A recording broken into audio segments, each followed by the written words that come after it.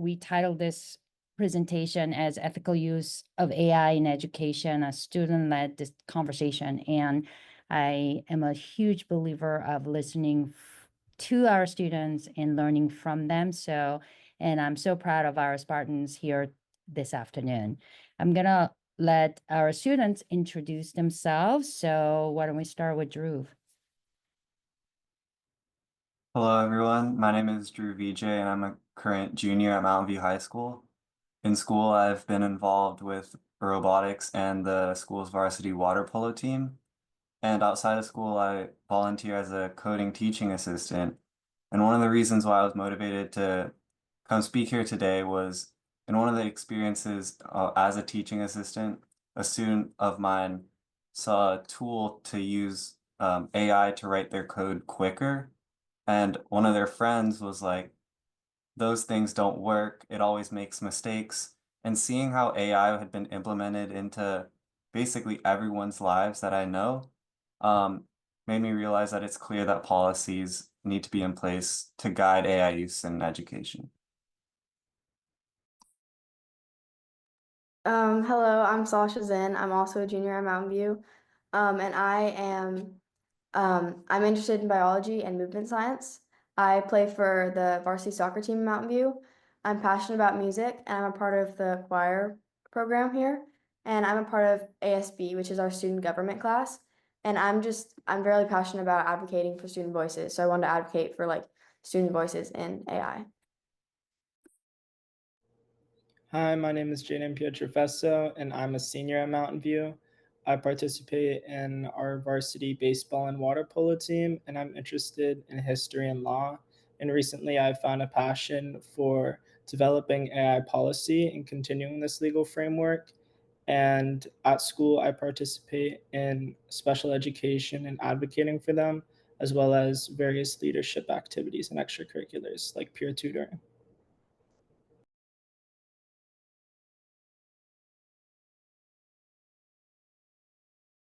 Yeah, thank you so much. I hope you are excited to listen to our wonderful students. And in this session, we have 6 items that we are covering, and we're gonna get started with our definition of AI as we see it. Yesterday during our webinar, I talked about this briefly, and I think it's super important that we define how we're using these terms. So top right-hand corner, you see a graphic that a great colleagues of mine, Dr. Judy Fusco and Dr. Patti Ruiz, who has been working in this space for many, many decades, and they created this graphic for folks who are not necessarily familiar with AI to recognize some of these terms, also orient themselves in what we mean by AI in common use when we talk about it in education is where the star sits. So, and that is super important because typically we mean large language models, tools like ChatGPT, Gemini, Cloud, Anthropic, those kind of AI when we're talking about it. But I also think that AI is embedded and it's been around for many, many decades. So if you look at the bottom graphic, you will see that many of these tools allow us to automate many tasks, and it focuses on the automation by association, which is the US Department of Education definition. So we just want you to be familiar with what AI tools mean when we say, or when our students talk about it. And 90% of the time, they mean things like large language model.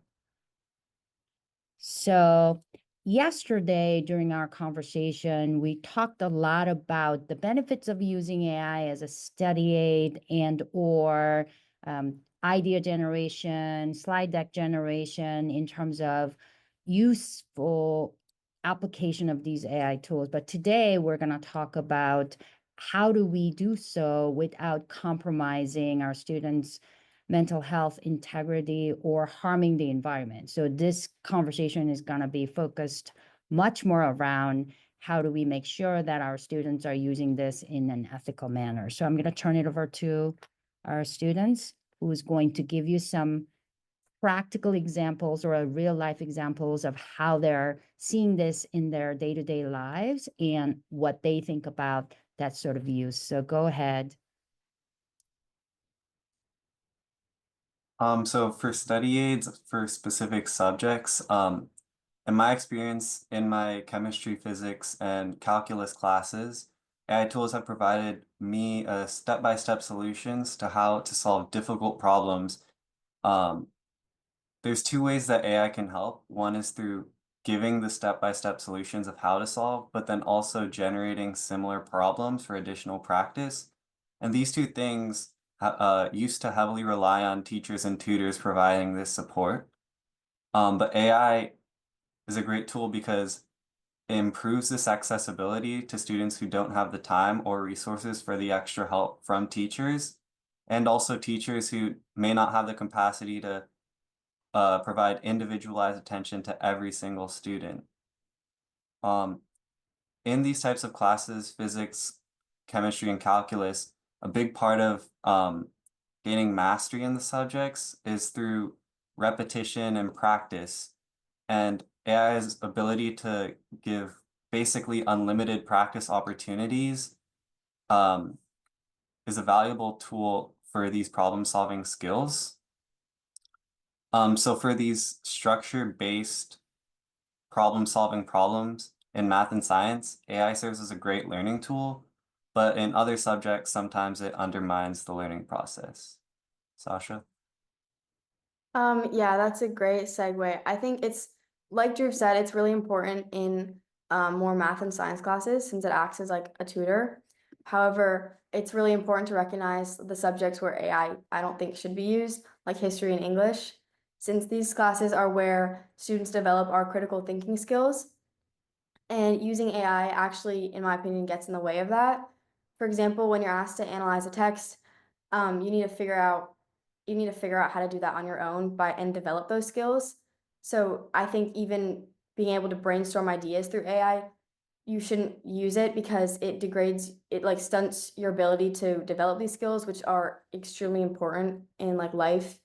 So yeah, I think it just kind of like harms academic integrity by using AI in those certain subjects. And in addition to what Sasha was saying about the integrity usages of AI and how it shouldn't be in place in subjects like history and English, I think a common overlooked principle of AI is the indirect consequences of it. For example, as a senior, I've had to write too many college essays that you want to know about. And in doing so, out of just curiosity, I decided to put my essays into AI detectors. I never used AI, but I just was curious to see what would happen. And the results were positive that I used AI. And I didn't know how it graded this. I didn't know how it assigned what determines an AI essay, what determines a human based one. And so immediately I just started making my work and my writing more simple, more elementary. I took away colons, I used more basic grammar, and my essays just got worse simply because of the fear that my essay could be seen as AI from other perspectives, even if it wasn't.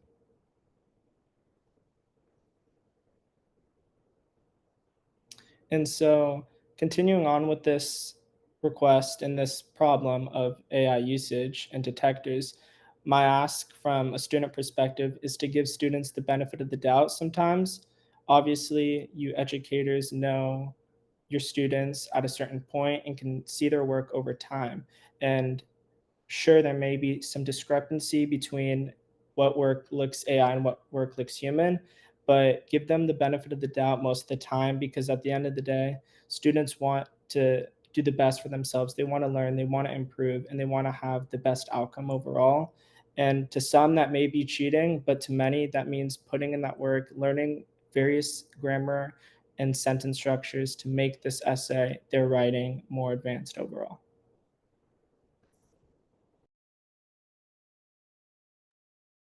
And because we believe at Mountain View High School and we have the best students, if I say so myself, we have launched, in many of our staff members, including myself, have launched many student-led projects. And I think one of the things that I would love to encourage educators to do is to work with students and figure out how they're thinking about this through dialogue, as Jaden said, and collaboration, because I've learned a lot from working with the student, not only the technical skills, but also how to frame these conversations that is youth friendly. And I think that's ultimately our goal. So I'm going to now turn it over to our students to have them talk about several of our very important and very exciting student-led projects that we're doing here at Mountain View, not only to address some of the ethical issues of AI use, but in general, how the technology is behaving in the school ecosystem in support for all our students.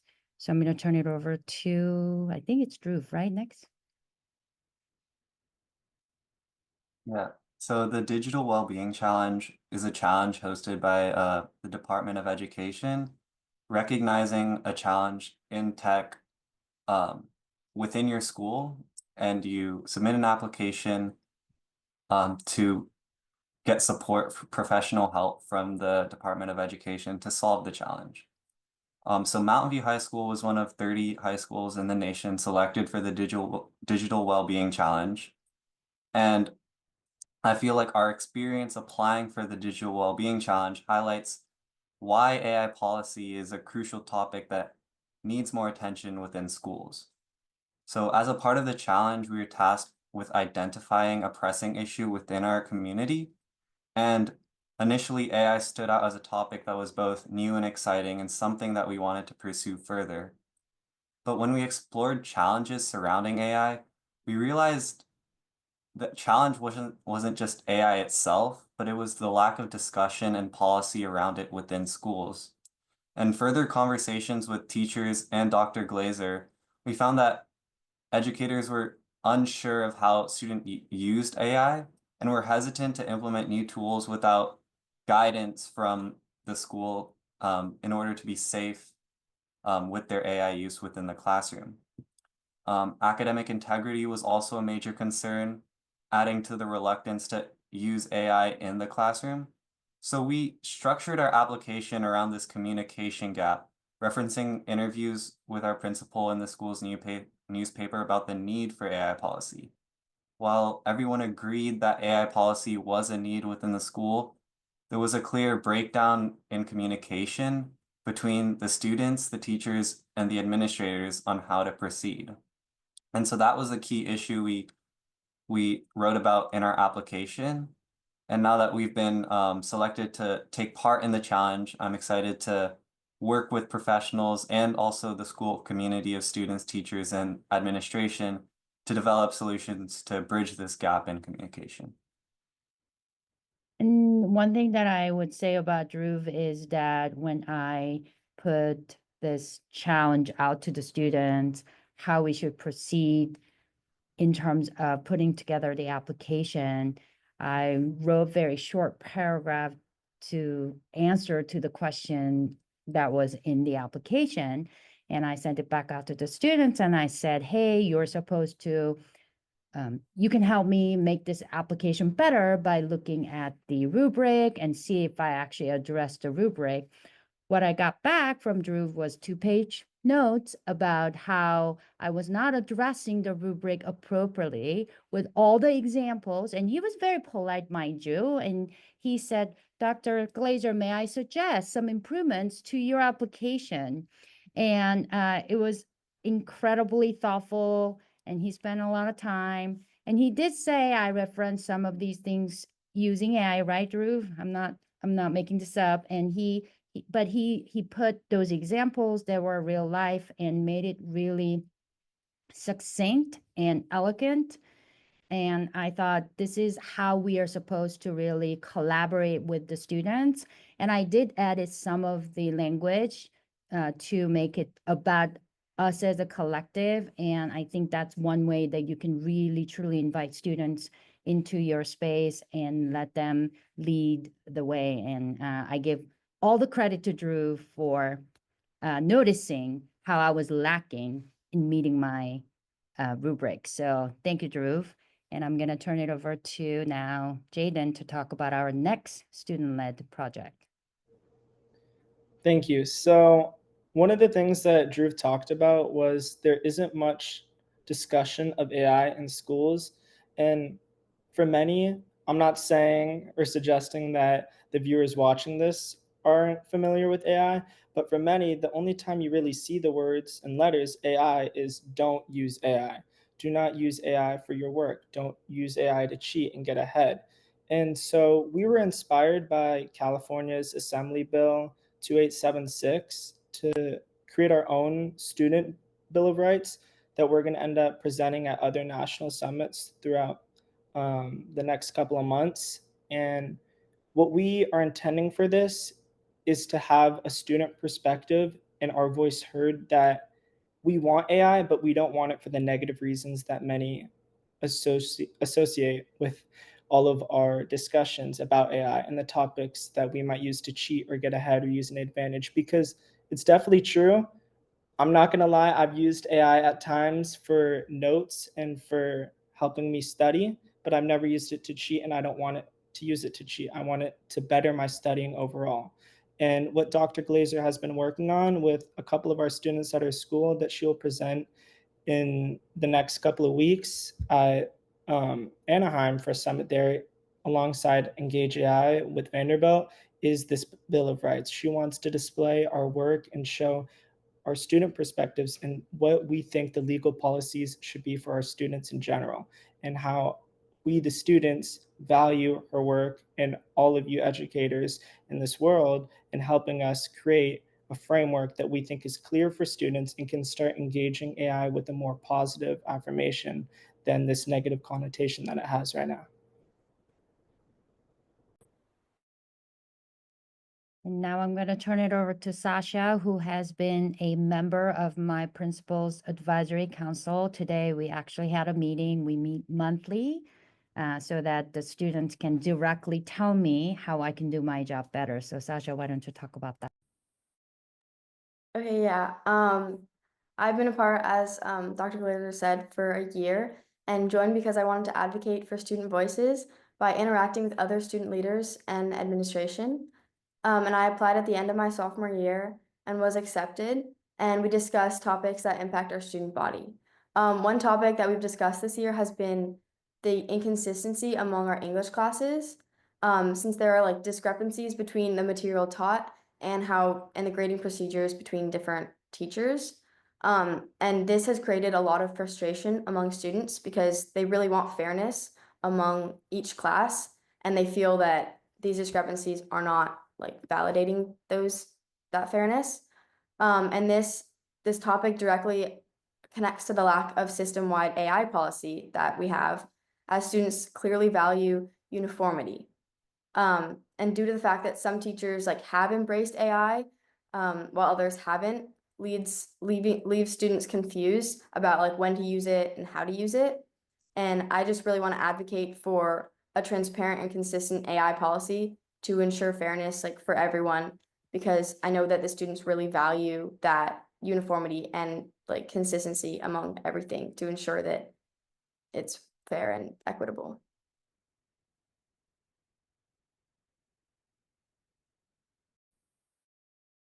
So our students definitely have opinions about what policies should exist in school. So I'm going to turn it over to them to discuss what policy language they would like to see. Go ahead. I think everyone has seen the ways that AI has been advertised to the general public.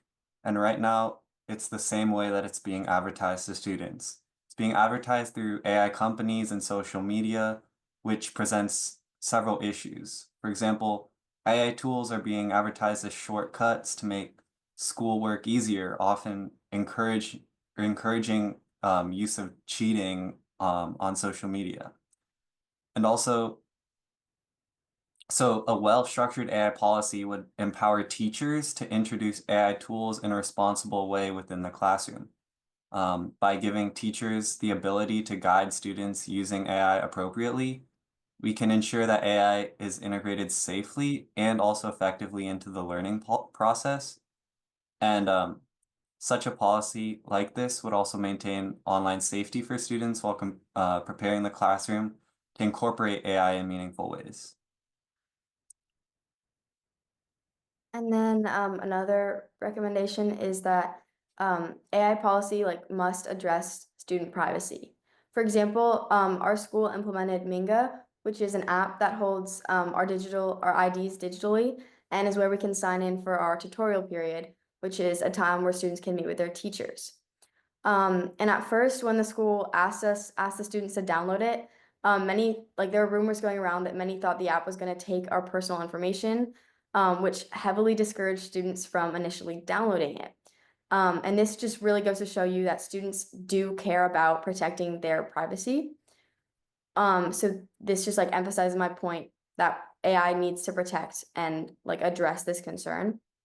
So I want to talk about Gemini, which is an AI, a large chat box model,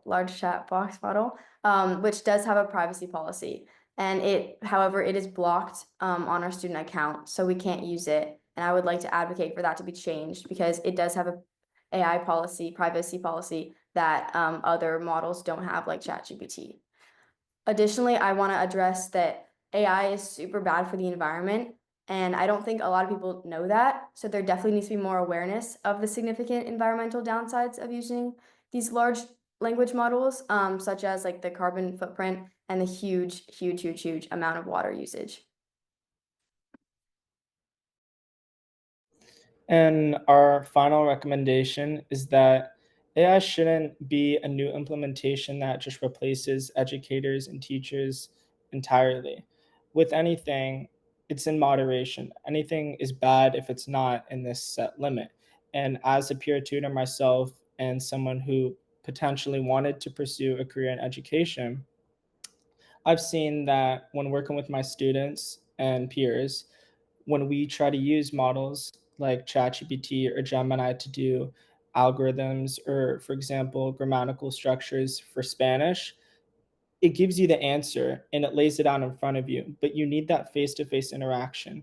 And so what I'm asking for from teachers is that you shouldn't just put students in a situation and say, oh, don't come to me, don't have me help you right now, use AI, or lead lessons using AI. It should be integrated. It shouldn't be dominated by one or the other. It should be an implementation of both, because at the end of the day, humans are who we learn best from, and AI is just a tool that will help us learn further, and it shouldn't be the guiding principle. So this is the end of our two-part series, and I just wanted to share what I learned from working with our wonderful students is that students definitely want to be involved and they want to have their recommendations and feedback to be implemented, whether we're building a policy or bringing a tool into our ecosystem. And they definitely want the policy to be transparent. And what I mean by that is actually, I've said no to our students on many occasions, and I find them to be very accepting of the reasons, as long as I can point to where the policy is and why we're doing it and how this is helping students and then their safety and all the things, even if it's inconvenient. A lot of students are able and not only able, but also welcoming of that explanation and transparency. So I have a saying, right? Prior notice and due process. We definitely need to let them know what we expect of them. And I found them to be excellent at meeting or beating the expectation, as Dhruv has done with the application, or Jaden has done when I was doing a presentation with him. And I'm constantly finding them to be so wonderfully delightful in their brilliance. And finally, I think educators and policymakers should definitely know that today's students want these tools to be ethically developed and environmentally consciously deployed. You'll be very surprised how many students are talking about the excessive water use and the environmental harm that is being created by students playing with it and just creating these cat pictures. Not that I don't want cat pictures, but they get it. Like they say, oh, that's not the right way to use AI. That's not how I want it. And one of the things that I'm learning from my students is that they are teaching me how to make my prompt better, because they recognize that, Dr. Glazer, if you actually construct your prompt well, then you don't have to keep asking this chatbot to keep producing the answers. And it could actually give you comprehensive enough answers so that you can just do one shot and be completing your task. And I'm learning a lot. In fact, all three of students have recommended certain prompts, and I feel like they are helping me become better AI users. So I invite all of you to ask your students what they want and be very transparent and recognize and respect their desire to have ethical use. So I'm going to give our students one final opportunity to tell us what they really want to tell us. So I'm going to start with Jaden now. Why don't you go first, Jaden? One final words. So first, I just want to thank you all for being here and putting the time and effort to try to learn how to use this AI from our perspectives, because that's always the first step, just being there and hearing from the students. And second, this is a new process. It's going to be hard to learn for everyone, students, parents, staff, and more. And with learning anything new, it's going to be hard, it's going to be difficult and challenging, such as learning the World Wide Web, but which was foreign, but now we learned, or using phones and electric cars, which was foreign, but now we learned. And just like that, we can learn how to use AI for the better of society while minimizing for the future environmental impacts and using it to create a more well-round environment in general that gets the perspectives of all of those involved. And I think we just need to be more open-minded about this concept and be willing to learn for those that may be against this, because there's always going to be people who are just, no, no, no, I don't want to do this.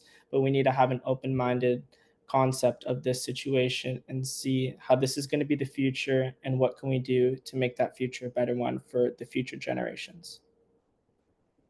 Okay, Sasha, go next. Yeah, adding on to what Jaden said about like open mind, I think that it's really important to give students like the benefit of the doubt. And because like a lot of students are really trying to use AI the right way. And I think that the policy like should support them instead of just focusing on the ones or the few who misuse it. So if we follow the 80-20 rule, we can make sure like the majority of students who use AI responsibly get clear and fair guidelines so we can support the students who are trying to use this really like impressive and beneficial tool the right way. And last but not least, Dhruv. I think overall we need to treat AI as a tool that it's brand new. We haven't seen something like this before. Over the past few years, we've seen how new large language models are continuing to be released, and every time it's 100 times better. It's better for this specific thing. This is great for coding. This is great for problem solving. And as we move forward with these new AI models, it's important that we have ongoing communication, not just, oh, we build a policy and it's done, because these tools are going to continue to evolve and change. We need to have ongoing discussion between students and educators to establish a dynamic AI policy that adjusts to the changes being made to AI itself. And that is the end of our presentation. And here's my contact information if you'd like to learn more about what our students are up to and how you would like to help us get better at what we're doing, which is educating and supporting our students. Please reach out and we will take some questions. Thank you so much. Thank you so much to you, Dr. Glazer, and to students, Jaden, Drew, and Sasha. And I know that you have been involved in conversations with many of your peers, so I appreciate their input as well. And I want to say to the educators, this is what we're looking for, is those these opportunities to hear from our students. And what I have to say is I have a lot of hope with this generation because there are considerations of social impacts that I've heard many students talk about, like we heard about here, social impacts, environmental impacts, a lot about, how is this going to change our world? What do we need to look out for? So I really appreciate that and encourage educators to have these conversations as well. So if there are any questions, this is a time where we can ask questions of our students and of Dr. Glazer as well. If there are any questions, I'll be watching the chat. If anyone wants to unmute, that's fine as well. And I'll also be watching, I see some people still watching on Facebook, so I'll watch the comments there also.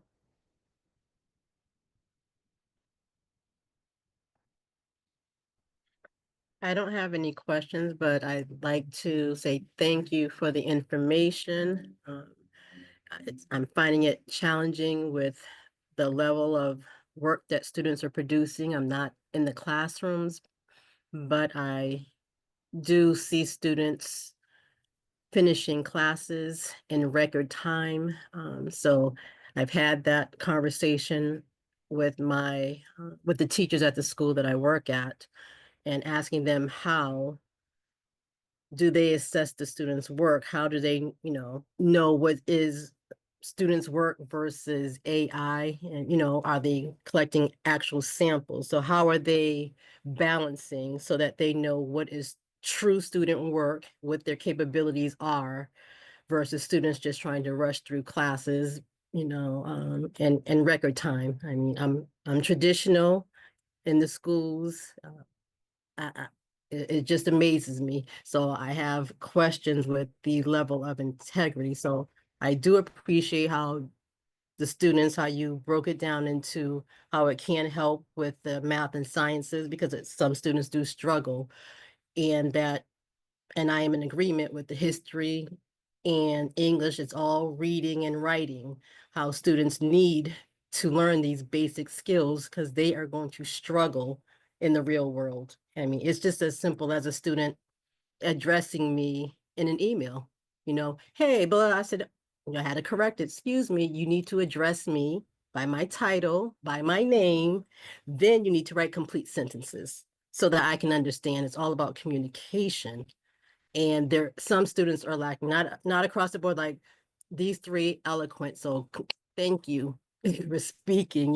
Students just saying, yes, ma'am, thank you, ma'am, yes, versus yeah, so including everything. So AI, yes, if it helps with as a learning, tutoring, additional support, that's great. But I don't think a lot of students are using it for that part. So I have a comment on that. Thank you. I think many of the educators are feeling the pressure too. And recently, Jaden and two other students and I went to 21 CISLA, I think that's how they say it, the California School Leaders program at Berkeley, and they participated in the student panel there. And one of the students said that adults, teachers should reflect on the quality of assignment and think about whether it actually invites cheating.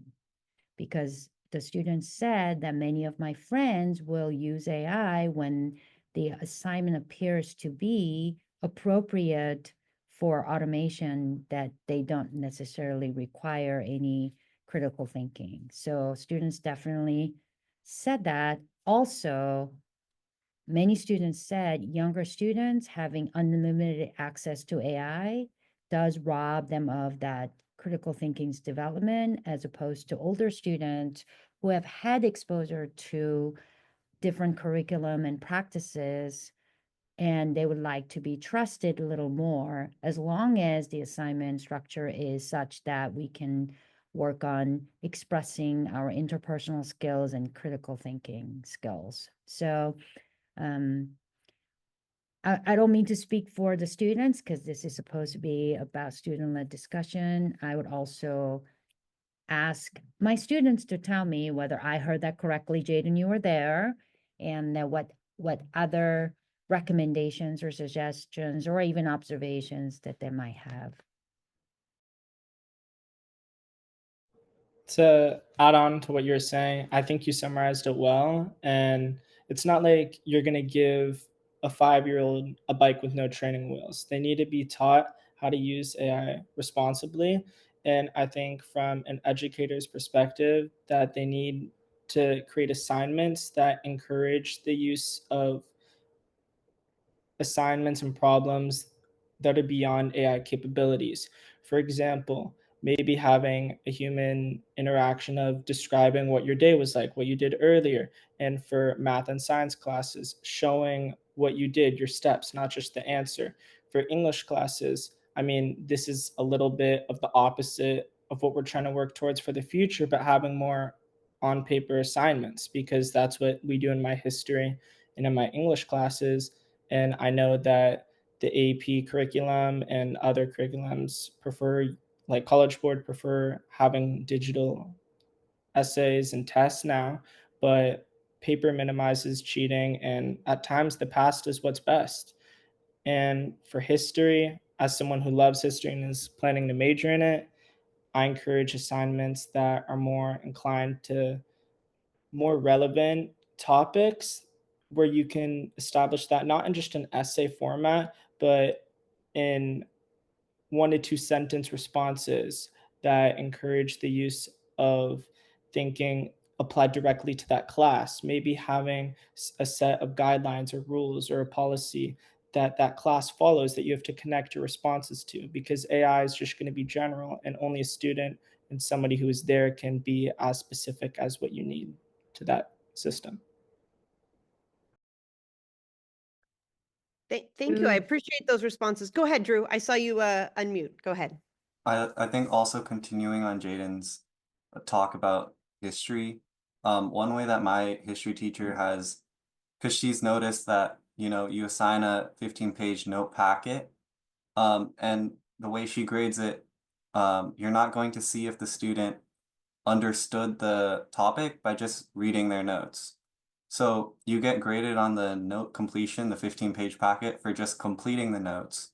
But the real critical thinking grade happens in just a short discussion in the next class, where it's only like 10 minutes, and all the student really has to do is contribute in some way to the discussion to show that, yes, this is what I've done, and I've actually thought about the topics being discussed. And that's how she grades the critical thinking part.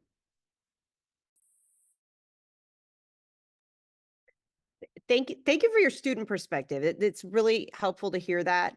I appreciate that you are acknowledging that a couple of things. One is that you understand that sometimes it is the assignment, but it also is something where sometimes that handwritten, that you appreciate that.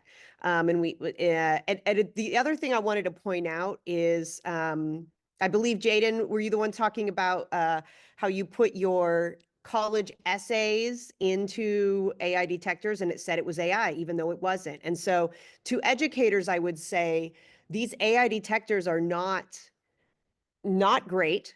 They are not accurate. And the minute that you accuse a student of using AI, and perhaps they haven't, there have been lawsuits about this in the United States. So we have to be very careful, but also keep in mind, I heard this from the students here, and I heard it from the student panel that Dr. Glazer was talking about as well. Students want to be taught by teachers.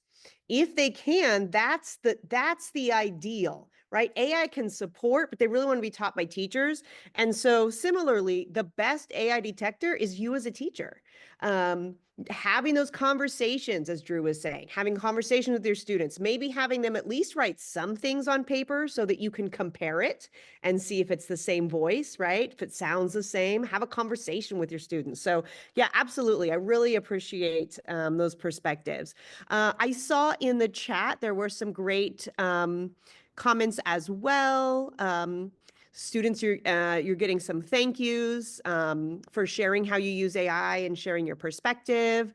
There's a comment that the webinar has helped to understand more opportunities for using AI for students, and also making sure to be aware to guide learners in responsible use as well.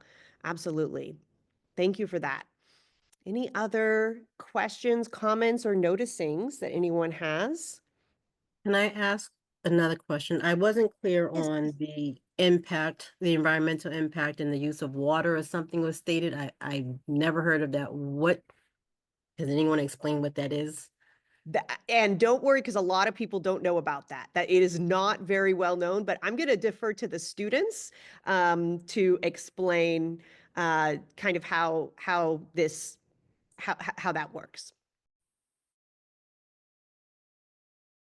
If they'd Well, like to. the Okay, Drew, water go ahead. aspect is essentially every time you submit a thing into a large language model, it's processed in a data center, and a data center is basically just like it's huge and it needs a lot of cooling, and the way it's cooled is through water, and so that's why. And then a lot of people don't realize that, oh, it's a data center that's doing this, because they put them in various locations. There's like strategic ways where data centers are placed, so that they're more efficient, but still every time it's still using a lot of resources from that data center, which requires water to cool. Yeah, and just to add to that, I think that you bring up a really like important point that many people don't know, that there are many like environmental downsides, which is a huge problem because it's just another thing that's like harming the environment, and people need to be aware of that because of like where we are in the climate right now, and because people are starting to use AI more and more, they need to realize like the consequences and like of their actions. So awareness needs to go up for sure. And adding on to what Sasha said about awareness, have your school clubs. I mean, we have Green Team at our school, but have organizations, students speak out about the negative effects of AI. And I know that if I heard about that sooner, I would have used AI less. Once I found out about that from Dr. Glazer a couple weeks ago, I immediately reduced it for minimal tasks, because at the end of the day, I want an environment that I can live for, and that if I have kids along the road, that future generations can also experience. So have student involvement with clubs, organizations, speak out about this, because at the end of the day, students hear best from their peers and their students overall. So if they see one person speak out about this, they're going to follow. So true. Thank you for that. Thank Absolutely. you. Yes, great. Excellent question. And that is, the more that we do hear from our students, sometimes sometimes there's things also that we are learning from you in regards to, I love the digital wellness that you talked about. And we, as adults, we might not interact with AI in the same way that you do as students. So hearing how that's impacting you is really helpful as well. With that, what have you seen in regards to AI's positive or negative impacts on wellness? Have you delved into that at all? And I know that's not a question you were prepared to answer necessarily. So if you have an answer. So for me, I think the AI algorithm built into social media is one way that I've seen students' mental health be impacted, because we all know, and perhaps we all don't know, but when you click on certain types of articles, images, or videos, the AI is crawling to bring more of those things. And recently, our district brought Tasha Slater, who wrote the book Accountable, and she talks about the Oakland case where students were creating this extremely racist social media posting, and how that had impact, that has those kind of activities and perpetuation of those types of images had negative impact on the entire school ecosystem. And as much as the students said, oh no, I know it's a joke. Oh no, this is just a prank and such, when they actually asked the students, some of them were losing sleep, couldn't focus at school and having anxious reaction, and they didn't know why. And they recognized that the constant checking of their social media aided by the AI algorithm was one of many factors. So I think that recognizing that AI tools are around us, and how even the ones that you may not see it as AI could impact our students' well-being, is something that I've been thinking a lot about. And I think that's why California is talking about cell phone ban at school. And we're trying to make sure that our students have the best chance of sometimes just being kids and young people and being able to make mistakes without having to worry about it being end up on permanently on YouTube channel. So that's what I see as a school leader. And I don't know whether the students have anything else to add. We talked about this a little at the summit at Berkeley a couple weeks ago, but AI is scary. And I'm saying that from a student perspective, and I can imagine how it must feel to older generations, because, like I said previously, for my college applications, just the thought of my work being labeled as AI is scary itself. But also, like Dr. Glazer was saying with social media, I've seen countless videos that are generated by AI that people aren't aware that it is.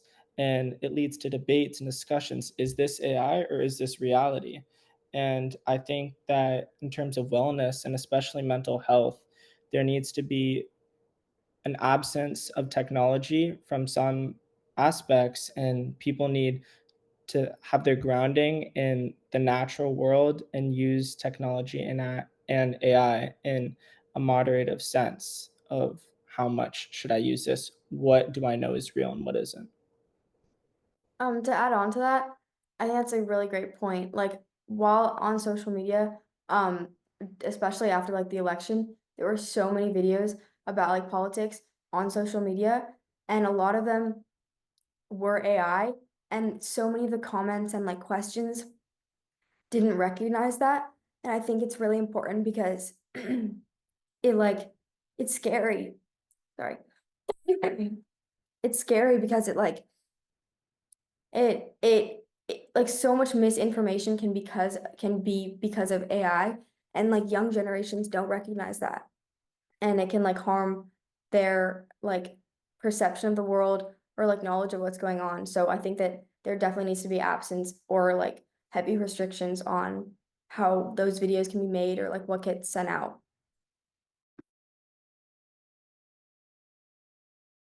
Yeah, thank you for that. And I think that's a big part of what AI literacy is, right? And something that we appreciate that you are bringing this up. And it's definitely something that at the state level we believe is important as well. But hearing the student voice that you are seeing the need for that is also affirming, and we appreciate you speaking out and letting us know, how we can best support. I so appreciate all of you. I appreciate everyone that is watching, whether you watched live or you watched the recording. We appreciate you being here for this conversation. I want to personally thank all of the students and Dr. Glazer and those that asked questions and gave thank yous and shared what their learnings were. And just wanted to let everyone know next steps. So all registrants are going to be sent an email with the CDE AI resources, links to this presentation. And also, you may be aware that there was a Senate Bill 1288 that was passed last year to call for CDE to convene an AI work group to expand the guidance and create a model policy. And while we are in the preparation stages of that at the moment, we do want to hear from you. So there will be an opportunity to provide input, because we want to hear whether you are a parent or you are an educator or you are a student. We would like to take this information to the work group to say, this is what's happening in education in regards to AI. These are the concerns that we're hearing. These are the successes. So that will be an opportunity in the email that you will see. And also a link to the recording will be sent to registrants as well. Also want to let you know that this month we have 3 more webinars about AI, specifically focused on equity, and they are featuring CSTA Equity Fellows. So it is AI with a foundation of equity seen through a computer science lens. So we invite you to join us for those. Even if you are not able to be there live, you are going to get the recording if you register. So encourage you to do that. And lastly, I just want to thank you for all that you do.